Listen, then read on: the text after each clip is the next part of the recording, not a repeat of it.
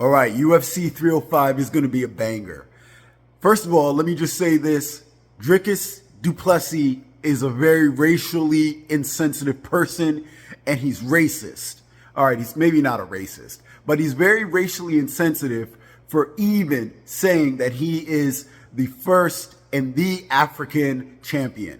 Because technically he is correct. I'm going to admit, he is correct that technically he is the only African champion that exclusively trains out of Africa. He's right about that. But he understands the history of the Boer War and how the Dutch went to South Africa and they annihilated the native population. And not only did they annihilate the native population, they set up an apartheid regime. Come on, he knows the history. Everybody knows the history. So he knew that by saying that he was the African champ, especially with his Dutch heritage, that'll make a lot of people mad. Bravo. He did his thing. He got us talking about it, and he baited Izzy into being a psychopath as usual. But I understand where Izzy's coming from. Put yourself in an African's position, right? You come there and you slaughter my people, and now you say you're the representative of my people. I'm going to be pissed too, right? Do I think Dricus is really a racist? No, not really. But I think he used the racist overtones to kind of get more publicity for the fight.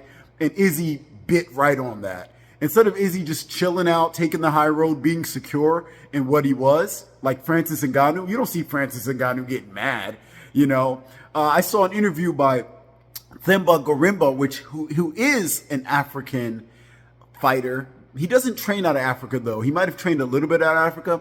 They asked him about DDP's comments, and Themba was like, you know, it's kind of insensitive. It's not the same because Africans down there are an underclass and blah, blah, blah. He kept it classy. That's what Izzy should have done.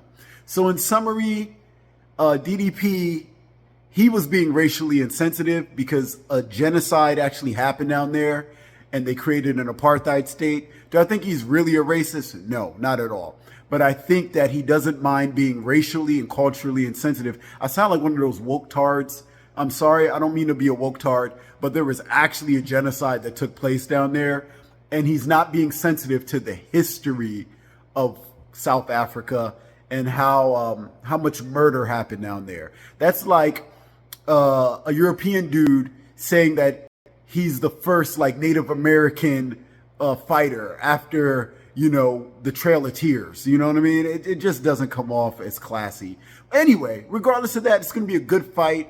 It's too risky to bet on. Dricus fights like a wild man. Izzy, he is a great, you know, counterpuncher. We'll see what happens. It's going to be a wonderful fight. It's too risky to bet on. The one I would recommend betting on is the Steve Ursig and the Kai Kara France fight. I think that one's a lock for Ursig. I think, even though I like Kai Kara France and he's won me money in the past, I think Ursig's going to take it. I just feel it. Every other fight is too difficult to bet on. Okay, guys, take care.